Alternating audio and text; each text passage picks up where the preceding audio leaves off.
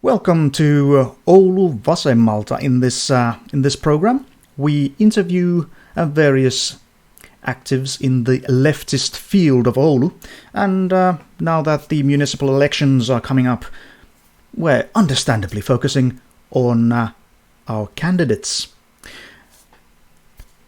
This time, we have Stephen Williams with us. Introduce yourself, Steve. Hi there, as you very well know, my name's Steve Williams. I've lived in Oulu for 11 years now. I'm from Edinburgh in Scotland.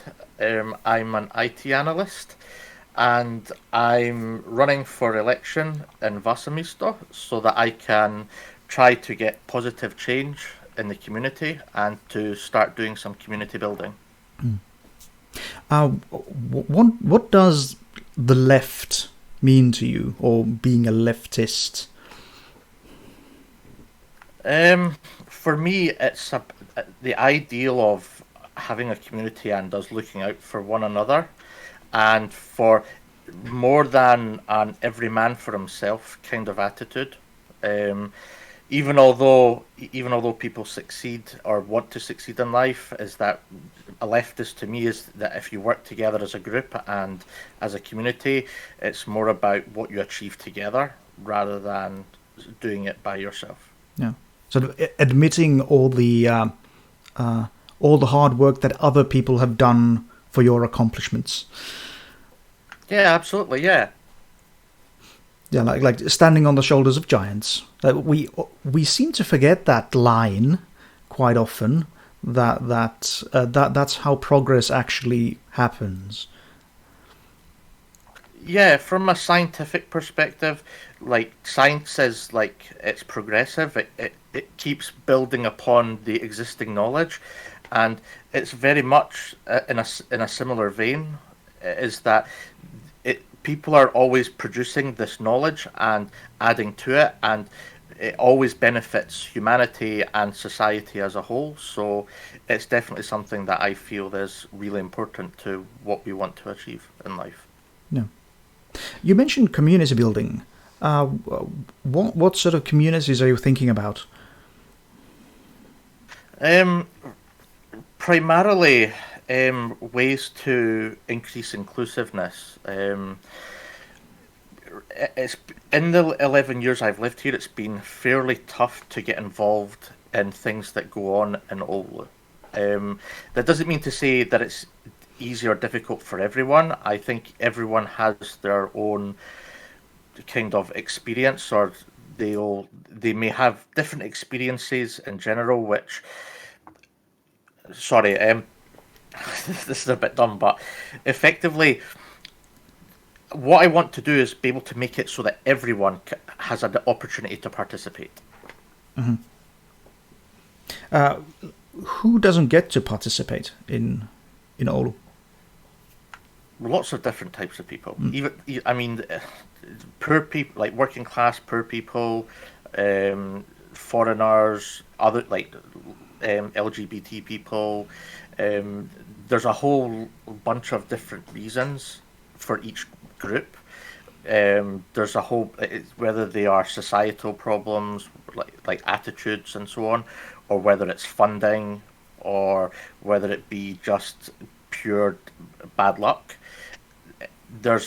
It's difficult to understand each group's problems, but a whole bunch of people, especially if you don't fall into the happen to look like somebody else or everyone else, it's definitely harder for those people. Yeah. I've noticed that. To my knowledge, there aren't really any council election candidates that like who have to line up for food. That's not a demographic that is represented here. And also, like, I think the candidates tend to be like way more white compared to the actual population.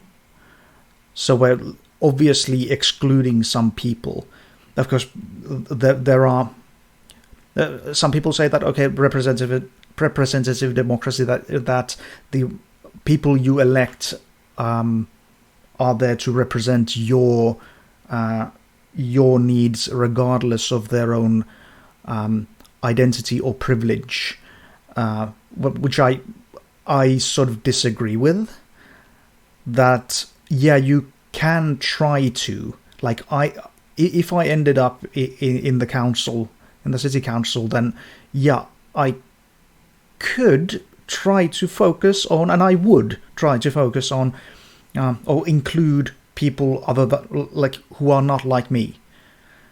But when it's crunch time, when the pressure is on, will I remember to? That's the important part. Sorry, this is the super important part of community, right? Is because you'll have a community of people who are there to remind you. This is extremely important in a way, because if there's no, even if we just talk about within Vasemmisto, if everybody is roughly the same and they come from the same background, they all talk about the exact same things, then they may have blind spots that they may perceive something to be okay or to be acceptable for the majority, and they may miss the things that are important to a minority. And it's important that we have those people represented, even if they're not elected officials in government. At least they're part of the decision-making process, so they get a voice. Yeah, I also noticed that during this election or this, like, campaign season, that this isn't for everyone. You have to be a certain sort of person with certain resources to be eligible to actually run. Like, the Left Alliance doesn't have there is no paywall, so that you don't have to pay to be a candidate, unlike I think, like, all the other parties, well, most of them anyway. But still, that doesn't take away the fact that you still need the time and the energy to actually do campaigning to really make it worth the effort. Yeah, I would also add to that. I think you probably know time is money, and both are resources. Sometimes you can have lots of one but not very much of the other. And the thing is that even if you're like a person who works but doesn't earn quite a lot of money, you might find that you have neither, because you're struggling to keep a roof over your head and to make ends meet. And at the same time, you still have to work and keep a job in order to fund that, but not have that time in order to run your campaign. I think that this is one of the biggest problems with some of the more, how do I put it, the parties that represent those who have wealth, is they have the money, the resources in order to negate those problems. And it's something that I think that being a member of Vasemmisto, it makes me aware of that. But it's something I think that we should, as a party, strive to try to address long term. It's not something we're going to fix overnight, but it would be something that would be ideally something that we could say we've done our best to alleviate that kind of issue. Yeah. So are you looking at mutual aid efforts in the future, like at this point in the campaign, or like the election cycle? We're not going to come up with a grassroots movement that to affect the election, but are you looking at mutual aid systems, organizations, so that like people who like could use help with childcare could cooperate? Yeah, and I would say the biggest one, the one that I feel is the most important, is actually, if there's people who don't have the time, is to work as a team to get things done quicker.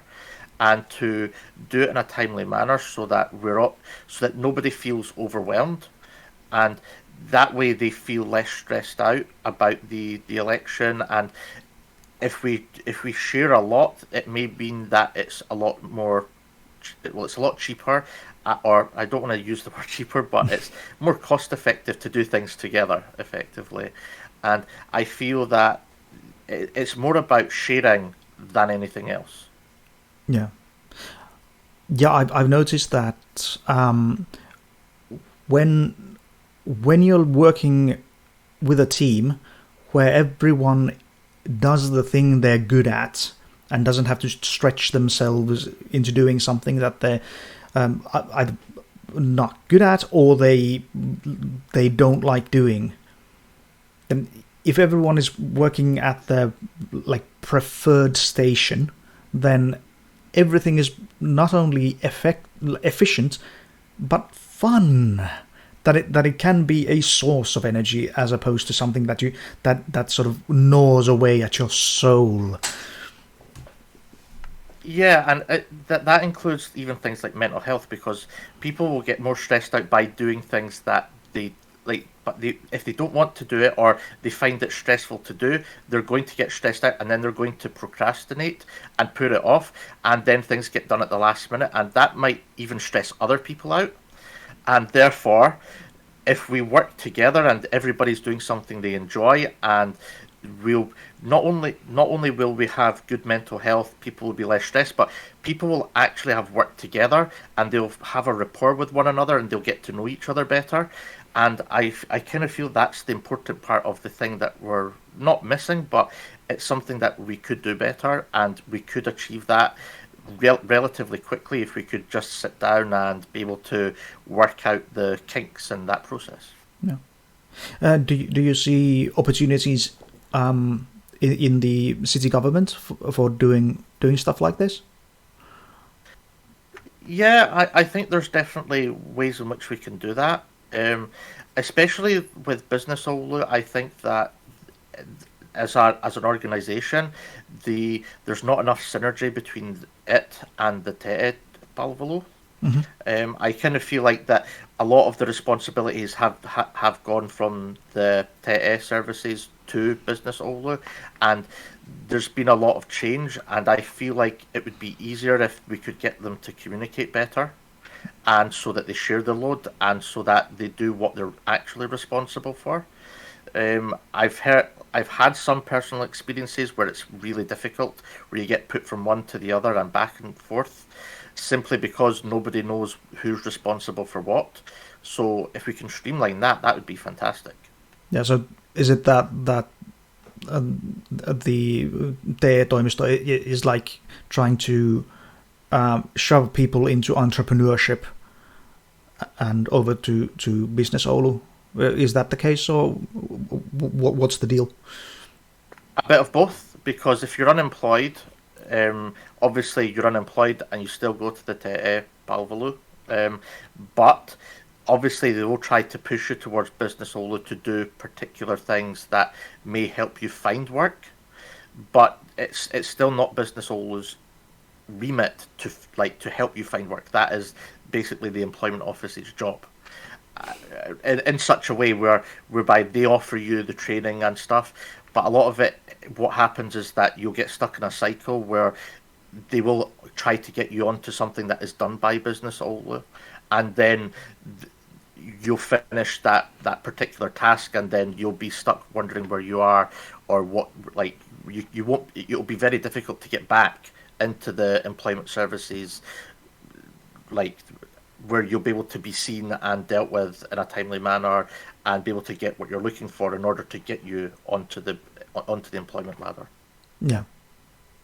It also occurs to me that the Oulu city government has a project, at least, or maybe even a regular thing that aims at improving like direct involvement in government and sort of local control of resources, the sort of lähidemokratia thing, and that's woefully woefully hidden, really. That's the sort of thing I'm very interested in, but they don't really advertise. They don't let you know that there are meetings, so it ends up being a handful of insiders sort of sitting at the meeting and making proposals. So it turns into cabinet politics, basically. Even though the idea is good, the execution has fallen short. This comes into another thing that I was very concerned with up until the election, is accountability and transparency. Is that if you're not promoting something, who is it available to? And sometimes I wonder if it's available to only a specific group of people or particular, where the information about the activities of that organisation is very scarce, and that leads people to not have faith in that service is available to them. And if what you're saying is correct, I would believe that what we need is a form of maybe just more transparency in how they're doing the promotion, where they're promoting the service, and if we have criticism and we want improvements, we have to speak up and say, okay, this message isn't reaching people. What can we do in order to help that process? Yeah, I'm not placing all the blame for this lack of transparency on the city. I think a lot of the problem is simply that advertising and informing people nowadays works mainly through social media, and those commercial platforms, they make visible those things that add to their advertising revenue. So something like a direct involvement community thing is not really going to appeal to a lot of people and make them stick on the platform for very long and click on ads. So it doesn't really get promoted. And even if they're very snappy about advertising, then the platform itself might simply make it unavailable, effectively sort of shadow banning, simply because the algorithm is what it is. And I'd really like to see a way to circumvent that. I'm not sure if there is one. From the position of transparency, I think that it's not about being critical of any decision that's being made. It's more like that if people have suggestions about how to improve the system, if they know about how it works and they have a suggestion, we should be absolutely welcoming to any suggestions. It's not about just looking at it from a negative angle about wading criticism at people. It's actually about making sure that we actually do reach the people that need help.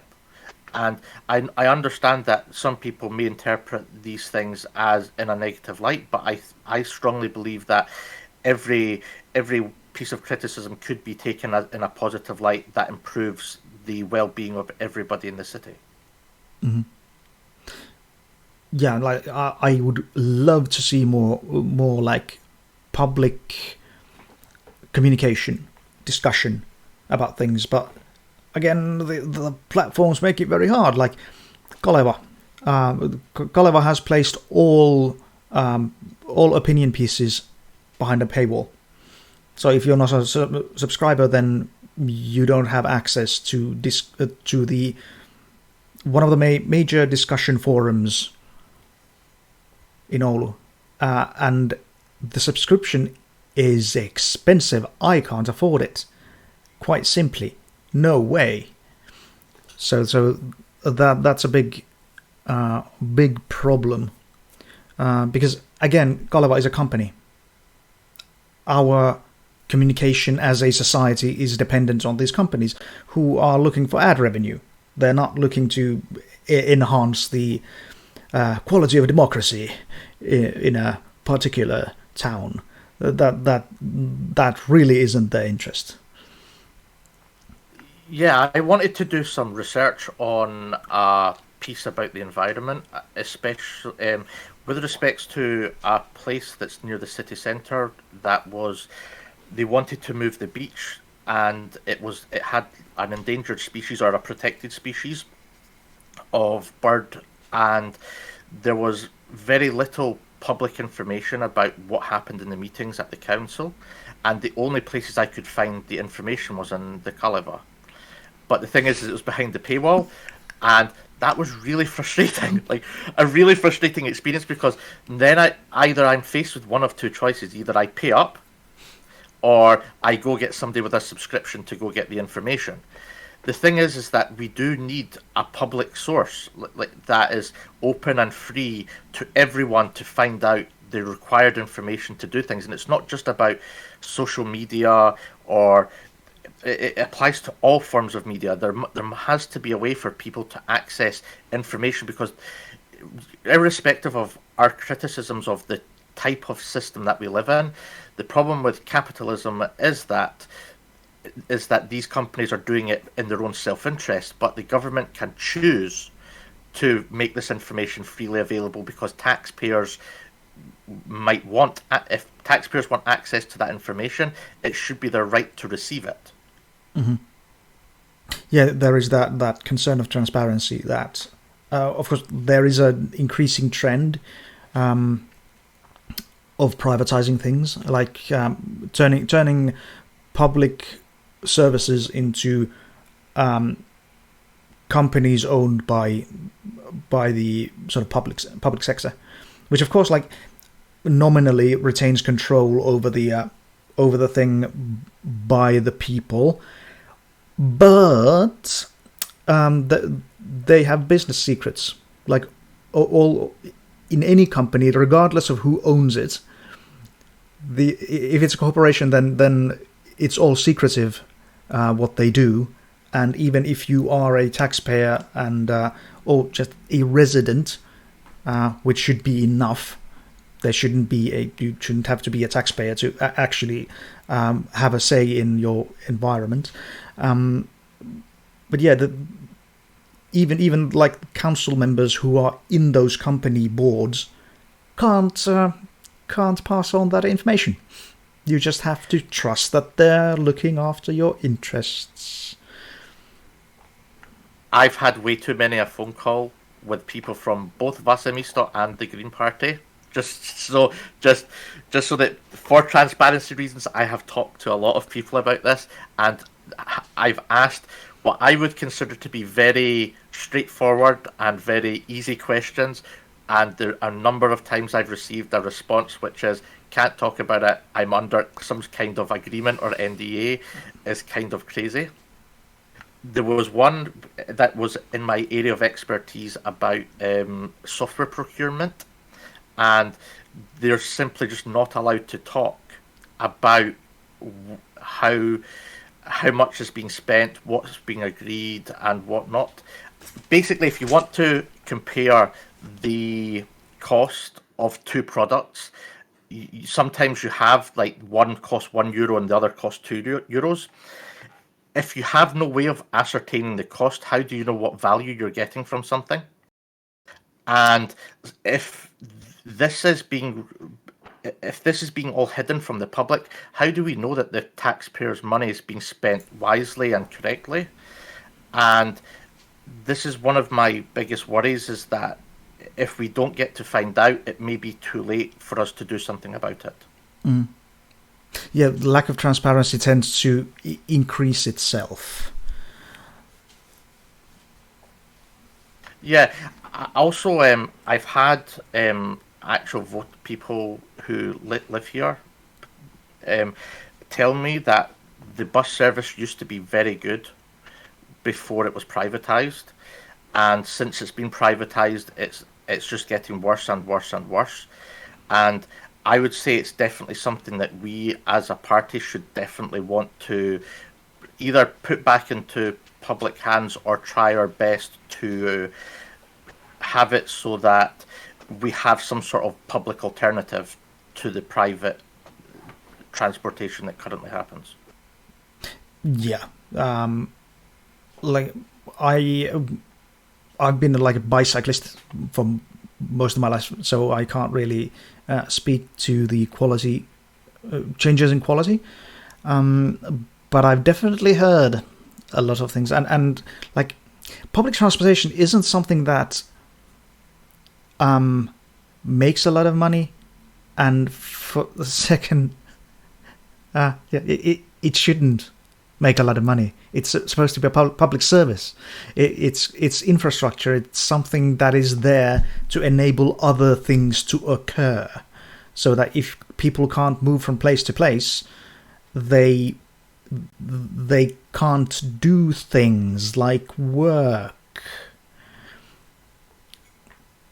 Yeah, but it's even more important for specific groups of people, like older people. They may struggle. Either they don't have a license anymore because they have vision problems driving. People with disabilities. There's even young people trying to get to school every day. Sometimes it's just a distance problem. Somebody travelling from Oulun to the city centre, it's still quite a long distance, and not everybody is able to cycle and do it. And it's definitely more environmentally friendly than taking the car. So it should be accessible, and it should be cost effective. Certainly more cost effective than having to buy and maintain a car, for sure. Mm-hmm. Absolutely. And think of all the wasted space that goes to parking lots. It's outrageous. Yeah. You could have things there, things that are not like pavement. Would be fun. But the thing is, is that if you banned cars from the city centre, which isn't really too much of a big deal, because you could easily put parking spaces on the outskirts of the city. Even if you banned all cars from the city centre and turned it all into just pavement, you could easily have really wide streets where cyclists and pedestrians would be able to coexist in peace, and it would be a lot safer and definitely a lot more friendly than it currently is. Yeah, and also like I've noticed that not really an original notion, but if you have pedestrian focused streets, you can accommodate a lot more services like along those streets. So you actually have like a life, like roads aren't really something that makes for a lively neighborhood. What you're looking for is streets where people can walk and cycle and move about freely in a way that they can like enter shops and cafes and bars and what have you. Yeah, definitely, and it's much easier for people to stand and chat and to have places where people can just sit down and relax in the city without having to fear about being hit by a car or being hit by some large vehicle. It's absolutely, it should be a place where people are able to congregate and to basically be somewhere just where they feel safe, where they're not going to be hit by something. Yeah, and that would equalize things as well. And also, as a disabled person who needs to be hauled by a car next to things, like pedestrian streets are accessible occasionally. Like it doesn't have to be a busy thoroughfare for cars for it to be accessible by car. It can be done. It's not a problem. If you've got space, then you can drive a cab up to it. It's not a problem. Yeah, and not only that, there's other solutions like electric tricycles and things that people can sit in and be taken to somewhere that's in town without it actually having to be a motor vehicle. Yeah, sort of rickshaw thing. Interesting. Yeah, but there's already cyclists that have like that taxi service that go around town, and it would be much safer and better for them as well. Yeah. Oh, we've been talking for half an hour here, so I will have to wrap this up. Like we could like go on forever and ever. But any last thoughts? Any points you'd still like to raise? Yeah, if anything, I would like to say congratulations to Oulu for winning the European City of Culture for 2026. It's absolutely amazing that we're going to be able to embark on this journey, because it will bring a lot of positive things to the city, and especially for artists that work in theatre and music and so on. And I think that people should take note and remember, it's not just about art and music and things. It's also about principles and what we stand for, and we should be trying to showcase the best of the city in all aspects of what we do. Excellent. Thank you very much for having this chat, and thanks to all you viewers who you watched it all the way through. Thank you very much.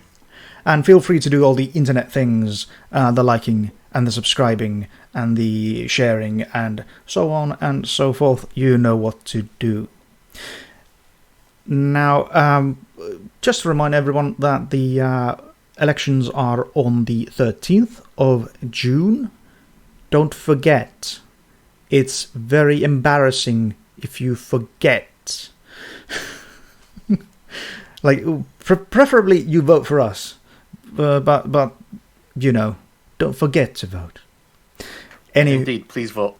Yes, yeah. It's not much. It's not gonna like make the world a utopia. It's not gonna save the environment, so on.